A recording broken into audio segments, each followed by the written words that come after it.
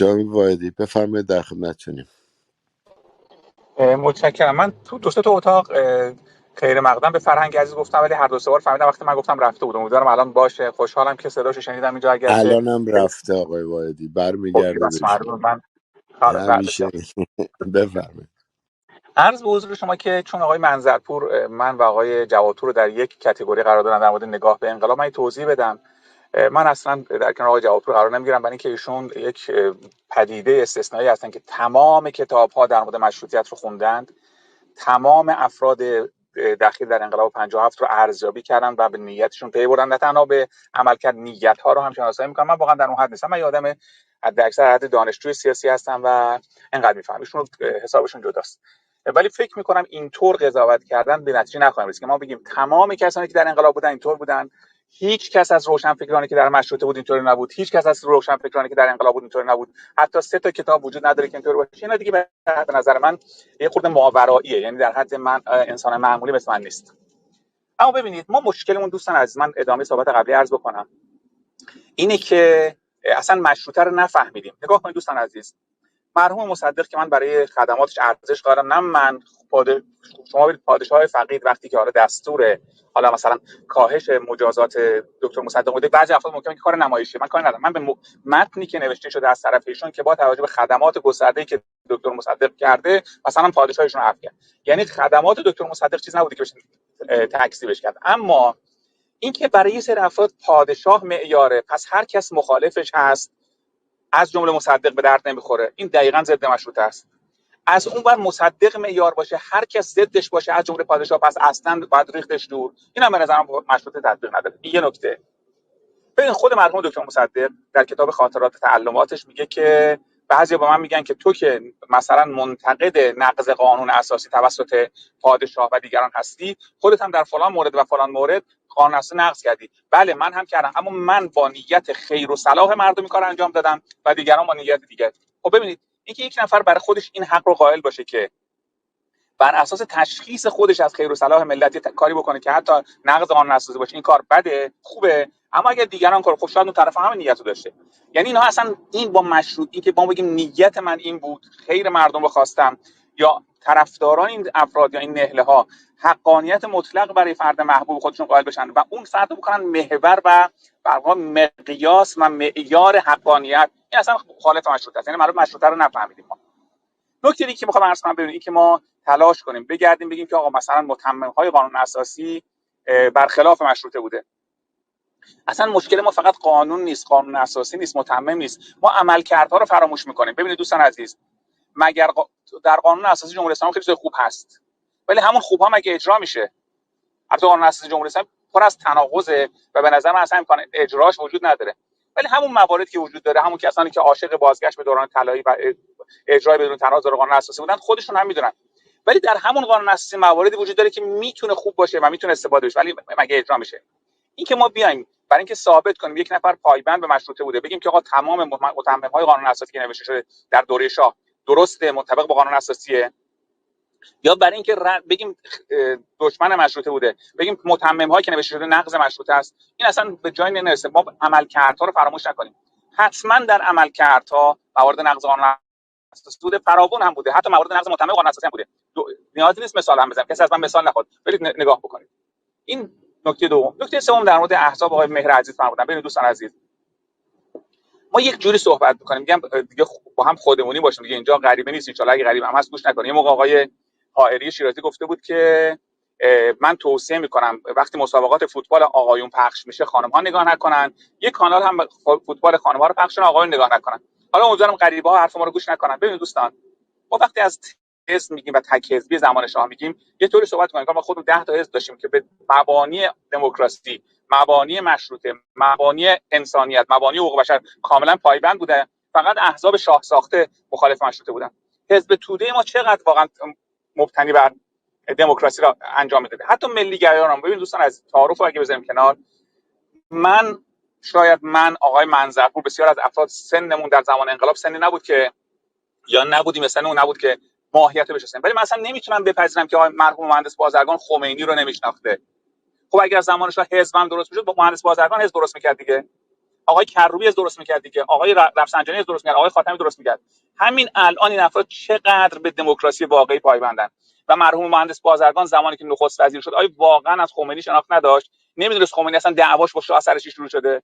پس ببینید دوستان، این که ما بیایم، میگم من برمیگردم به حرف قسمت اولم، اول تصمیم میگیریم یه نفر رو دوست داشته باشیم، یک موضوع رو دوست داشته باشیم، به یک گفتمان ارادت داشته باشیم و بعد میریم مستندسازی میکنیم. ما بله اون احزاب، واقعا نه حزب ایران نوین حزب اون معنا بود، نه حزب رستاخیز، نه احزاب دیگه، ولی واقعا سایر احزابی که ما داشتیم و اگر پتانسیل، من از شما سوال میکنم، اگر زمان شاه حزب درست میکرد، قرار بود درستی کیا درست میکردن حزب؟ و بیاید رفتار همونها رو در دوره انقلاب ببینید و بعد از انقلاب ببینید. به همین جهت اگه قراره این که من قسمت اول صحبتم عرض کردم، ما شرایط مکانی و زمانی باید در نظر بگیریم و بعدم دعواهایی که میکنیم بعد برای امروز اون خاصیت داشته باشه. حالا اصلا ما ثابت کنیم که شاه به مشروطه پایبند بود یا نبود، یا الان فلان کس به مشروطه پایبند هست یا نه. مشکلمون اینه که ما اصلا، خودم رو میگم، من این تیکه رو با آقای جوادی پور هم عقیده همراه هستم که شاید درک درستی از مسائل نداریم و به همین جهت بیشتر مدگرایی میکنیم. خیلی متشکرم. هیچ وجه مثلا نمیگم، من میگم تکیزی مصیبته، ولی من سوالم اینه که ببین کسانی که میگن ما در خلأ که زندگی نمیکنیم، کسانی که میگن شاه جلوگیری میکرد از تشکیل احزاب، من واقعا سوال جوابشو خودم میدونم ولی نمیخوام جوابم تعمیل کنم. میخوام سوال کنم کسانی که در ذهن ما ممکنه این تصور ایجاد شه که اگر شاه آزاد میگذاشت و حزب درست میشد، حزب درست میکردن. ای کاش اگر میخوایم قضاوت کنیم در مورد اون تک حزبی های شاه، فکر کنیم اگر مثلا کروبی درست میکرد زمان شاه چیکار میکرد، خاتمی درست میکرد چیکار میکرد، بازرگان درست میکرد چیکار میکرد. من سوالم اینه، بحثم اینه، وگرنه دارم عرض میکنم حتما هم در بعضی از موارد متمم به قانون اساسی میتونه بحث کنیم که آیا در راستای کامل 100% قانون اساسی مشروطه و خواسته های مشروطه خواهان بوده یا نه. از اون منتظر مورد عملکردهایی که صحبت کنیم که خیلی انحراف هست، درش اصلا نمیشه بحث کرد. من بحثم بر سر اینه که ما اولا محدود نکنیم به این که آیا، حالا چون هر جا من میرم دوستان صحبت میکنن که آقا مثلا متمم های قانون اساسی نقض مشروطه است، حالا اینا باید در موردش بحث کرد، من در این مورد صاحب نظر نیستم یا علاقه ندارم نظر بدم، اما عملکرد رو در نظر بگیریم و ثانیاً وقتی حرف میزنیم در مورد دیگران هم بگیم. بحث من بر سر اینه که دوستان عزیز، ما اصلا مشروطه رو نفهمیدیم، چون مشروطه مشروط میکنه این که من چشم بسته علاقه‌مند به مرحوم مصدق باشم یا علاقه‌مند به مرحوم شاه باشم. این اصلا نقض مشروطه است. یعنی اگر کسی گفت کوچکترین نقض مشروطه توسط شاه انجام شده، من میخوامش حمله کنم، یا اگر کسی گفت کوچکترین نقض مشروطه یا نقض قانون اساسی یا نقض حقوق اساسی توسط مرحوم مصدق بره، حمله بکنم. خیلی ممنونم. ببینید من اولش هم گفتم من بحث ماهوی ندارم با صحبت‌های آقای جوادپور عزیز، بحث شکلی دارم. این که نفر بگه تک تک کسانی که انقلاب کردن، من با این مثلا شما تو میگه من به لحاظ علمی ثابت می‌کنم، خودشون میدونن.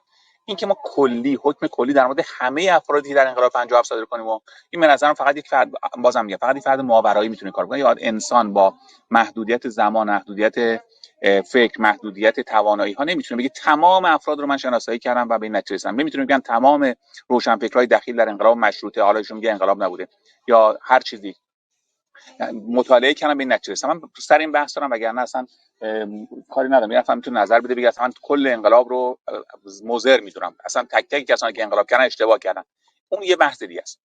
اما ببینید دوستان عزیز، در همین بحثی که الانشون دارن مطرح میکنن در مورد مشروط شدن اختیار پادشاه و یا محدود شدن اختیار پادشاه یا مقید شدن اختیارات حکومت، این میگن یکی از ساید افکت های مشروطیته. خب بسیار خوب، ما اینجا یه پرش داریم، یعنی یک تحولی در جامعه ایجاد شده، یه سری مردم عادی، یه سری نخبگان، یه سری از مبارزین اومدن کارهای انجام دادن، منجر شده به یک حالا قرارداد اجتماعی، قرارداد به نام حالا فرمان مشروطیت یا قانون اساسی مشروطیت، من کاری ندارم. اما اینکه ما از بپریم اون نتیجه‌ای که ایجاد شده رو بگیم این اصله و پس ساید افکت اون، خب من با اینجاش مسئله دارم. کما که در مورد انقلاب 57 میخوام همین بگم، این که چه کسانی از انقلاب 57 چه سوء استفاده‌ای کردند یا انقلاب 57 به چه انحرافایی رفت، یا اینکه اصلا از اول انقلاب اشتباه بود، دو مقوله جداست. یعنی میتونه کسی قائل باشه که انقلاب از اول اشتباه بود، اما اینکه ما بگیم تک تک افرادی که تو انقلاب بودن این کارو کردن، خب منم میتونم بگم که این تبعاتی که بعداً پیش اومده ساید افکت انقلاب 57. شما میتونید بگین آخر مثلا از این اول همه گروه ها رو من بررسی کردم بدون استثنا، از کامران مثلا چی بود این بنده خدا نجات اللهی که اومد تو سال 57 کشته شد، من نیتش رو میدونم یا مثلا این آثار رو مکتوب ازش مونده، جبهه ملی رو میدونم، نهضت آزادی رو میدونم، مثلا جامعه روحانیت مبارزه ایران رو میدونم، همه رو میدونم، همشون تک تک به این دلایل، این اطلاعیه‌ای که دارن، این مبانی که دارن، همش بر ضد مشروطه است که فکر کنم اثبات این کار ساده ای نباشه. من بحثم سر اینه، وگرنه بازم عرض میکنم اصلا بحث ماهوی من ندارم، بحثم بحث شکلیه. حالا دیگه در این مورد همونطور که خودشون هم خواستن بحث ادامه نمیدیم. اما ببینید دوستان عزیز، بحث اتفاقا بر سر همینه، اینکه ما بیایم هی موردی بخوایم بحث بکنیم هیچ به جایی نمیرسیم. یه کسی میتونه بیاد ثابت کنه که به خیال خودش، بر اساس استدلال خودش، هر کاری که شاه کرده اصلا از اول با نیت ضدیت با مشروطه بوده. یکی هم میتونه بیاد ثابت کنه که اصلا شاه یک موجود ماورایی بود که اصلا نفس هم که میکشید در نفع ایران بود. هر دو کارو میشه کرد. اما اینکه ما بگیم چون شاه، ببینید این به نظر من استدلال خیلی دقیقی حداقل با فهم من نیست، که ما بگیم چون شاه از اختیار انحلال مجلس استفاده نکرده است پس اون کارش کار غلط، یا اضافه کردن اختیار انحلال مجلس برای شاه کار ضد دموکراسی یا ضد مشروطه نبوده. به نظر من اینم استدلال درست نیست. ببینید دوستان عزیز، آقای مهر در این زمینه من باشم هم عقیده هستم. ما اگه قرار خیلی با علمی و بدون نگاه ایدئولوژیک بررسی بکنیم، آیا واقعا انتخابات مجلس ما یک انتخابات آزاد به معنای واقعی بود که ما یک مجلس کاملا مستقل آزاد داشته باشیم که قدرت ایستادن در برابر شاه داشته باشه و شاه منحلش بکنه؟ این فکر کنم اثباتش خیلی سخت باشه. یعنی من تصور نمی‌کنم. شما مثلا ببینید در طول دوره محمد رضا شاه، اصحاب خصوص دهه 40 به بعد، شما چند مورد، آیا اشکالی در کشور وجود نداشت؟ اون ورش میام بگه چند مورد انتقاد جدی و مؤثر و مقابله عملی با اقدامات اشتباه شاه انجام شده توسط مجلس. اگر 4 مورد 5 مورد گفتیم بسیار خوب، پس مجلس قوی وجود داشته، شاه اختیار انحلال رو گرفته و چون با اینکه اختیار داشته و مجلس جلوش ایستاده، مانع کارش شده، سنگ‌اندازی کرده، شاه منحلش نکرده. آفرین به شاه که انقدر دموکرات بوده. به نظرم این، ببینید میگم این بحثا، من خودم از کسانم که بارها گفتم و هنوزم میگم، معتقدم اصلا اگه ما بخوایم با شرط فعلی مقایسه کنیم، شاه رو باید رو سرمون بذاریم حلوا کنیم، اصلا در این بحثی نیست. و حتی بدون مقایسه با این وضعیت، با یه وضعیت بسیار بهتر از جمهوری اسلامی اگه شاه رو مقایسه کنیم، حتما شاه قابل تحسینه و من شخصا تحسین میکنم. یه بحث جداست. اما اینکه ما اگه قرار برای امروز نتیجه بگیریم، باعث کاملا نگاه‌های تعصب‌آمیز، چه شیفتگی، چه کینه‌ورزی علیه شاه، علیه مصدق، علیه نهله‌های مختلفی که در انقلاب بودن بذاریم کنار، بگیم خیلی خوب ما یک مشروطه خواهی داشتیم، حالا اسمش انقلاب، اسمش تحول اجتماعی، اسمش اشتباه، اسمش هوس، اسمش نمیدونم وحی، الهام، هر چی. یه مشروطه خواهی در کشور وجود داشته، ناشی از عملکرد غیر مشروط پادشاهان. علتش این بود، اگه عملیات اقدامات پادشاهان مشروط بود که کارشون انجام میدادن، میرفت جلو، اشتباه هم داشتن جایگزین میشد، بالاخره یک نخست وزیر بود که مردم میتونن جابجاش کنن که شاه جابجا نشه. اون حالا به چه نتیجه‌ای رسیده و آیا اینکه در انقلاب هدف افراد چی بوده چیزی رو حل نمیکنه، اما میتونیم ازش درس بگیریم برای امروزمون.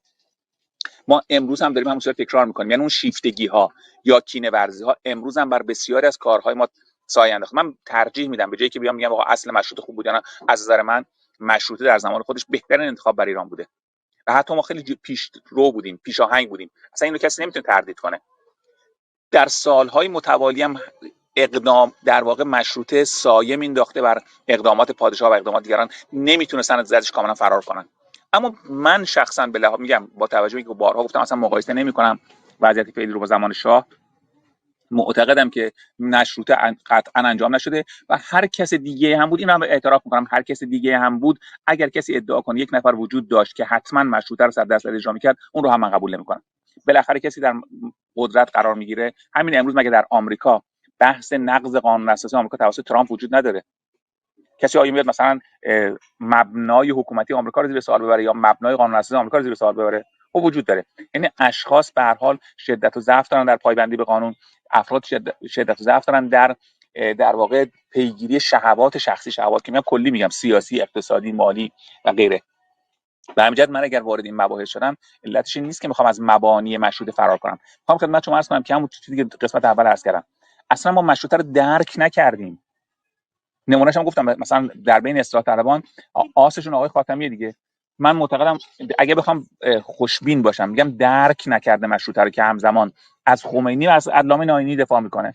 اصلا اگه درک کرده بود، یا مرحوم دکتر مصدق درک 100% نداشت، اگر داشت نمیگفت من درسته که قانون اساسی رو نقض کردم اما خیر ملت رو داریم میبینم. من مشروطه رو رد نکردم. من عرضم این بود که ببینید میگم همه جا عملکردها رو باید از مبانی جدا کرد. مبنا اینه که مثلا رئیس جمهور این اختیارات داره. اما آیا در هیچ کشور دنیا شما میتونید سراغ بگیرید که هیچ رئیس جمهوری قانون اساسی نقض نکرده باشه؟ من معتقدم این تقریبا غیر ممکنه.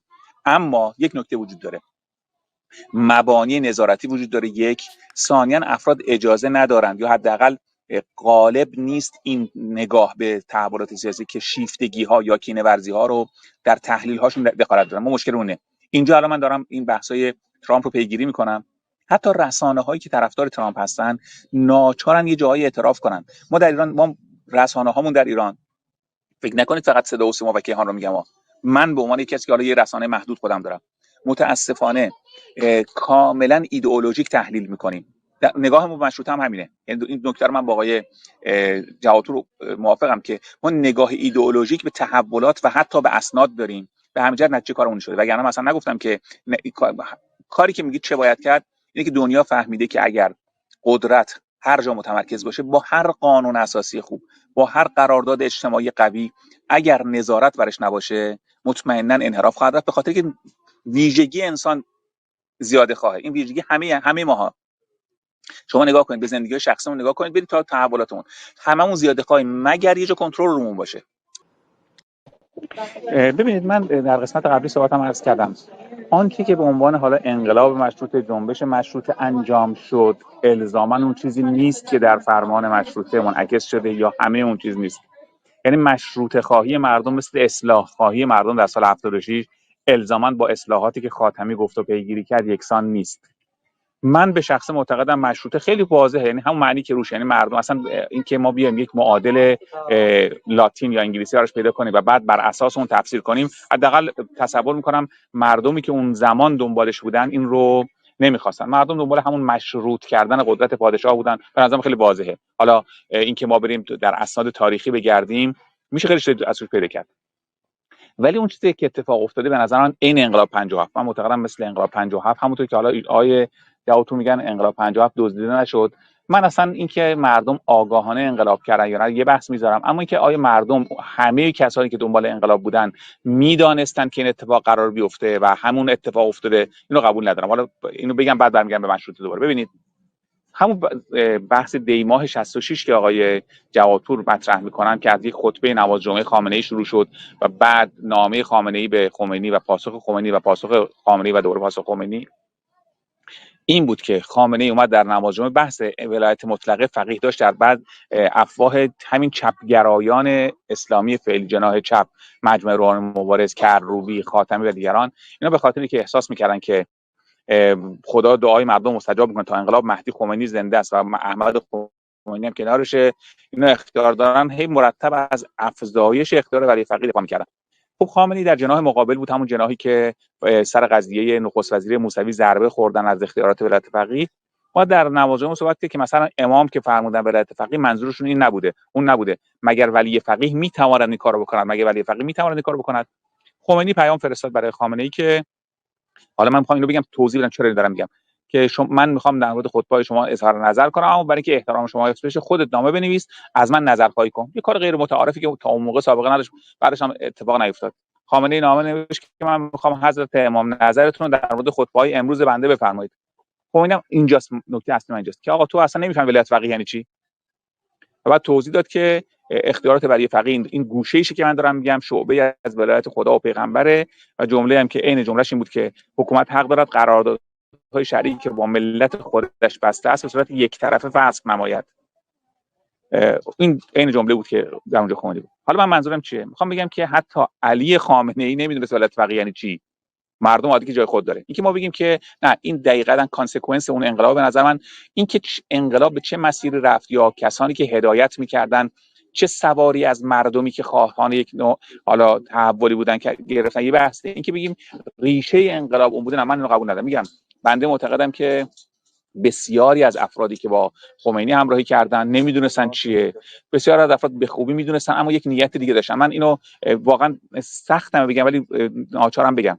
بنده معتقدم افرادی مثل مرحوم مهندس بازرگان که من به سلامت نفسش اعتقاد دارم ولی خب روش سیاسیش درست نمیدونم، اینا به خوبی میدونستن انقلابی که خمینی دنبالشه چی، اصلا کاری به اینکه مردم چی میخوان نبودن، ولی تصورشون برای بود که خمینی یک آخوند ساده یا حالا خود طرفدار داره ولی فعلا این پتانسیل رو داره که رهبری یک انقلاب رو عهده بگیره، شاه رو زمین بزنه، بعد بیاد حاکم بشه. خب خمینی که عرضه حکومت نداره، ناچار به سراغ ما. یعنی معتقدم همراهی افرادی مثل مرحوم مهندس بازرگان با خمینی از این جهت بود و به همین جهت به نظر من اینها در حق ملت ایران ظلم کردن. ولی خیلی از افراد اینو نمیدونستن. میگم ببین اصلا تعریف ولایت فقیه و خمینی به صراحت هم به خامنه‌ای میگه و واقعا خامنه‌ای هم فهمش این بوده. میگه تو اصلا نمیفهمی ولایت فقیه یعنی چی و شما توقع داری مردم عادی فهمیده باشن. برمیگردیم به مشروطه. یعنی مشروطه ببین مردم از ظلمی که وجود داشته خسته شدن. حالا یه سری افراد هم ممکن اومدن سواری گرفتن، ولی بسیار از افرادی که در واقع سردار روته بودن، من گمان نمی‌کنم اونها اون چیزی رو می‌خواستن که الان شد. یا از این ورش هم نمیشه گفتش. ببینید به همین جهت من میخوام بگم که مشروطه، من به جایی که من دنبال تفاسیر خیلی مغلق و پیچیده بگردم، میگم که مردم خواستن قدرتی که بر کشور حاکم مشروط باشه و محدود باشه و در این راستا هم قدم برداشته شد. منتها اتفاقا همونجا دقیقاً کاری که در انقلاب سال 57 شد در انقلاب مشروطه هم شد، یعنی همراهی آخوندها با سلطنت. حالا اونجا همراهی با سلطنت کردن برای اینکه جمهوری ایجاد نشه، با یک مفهومی به نام انقلاب همراهی کردن.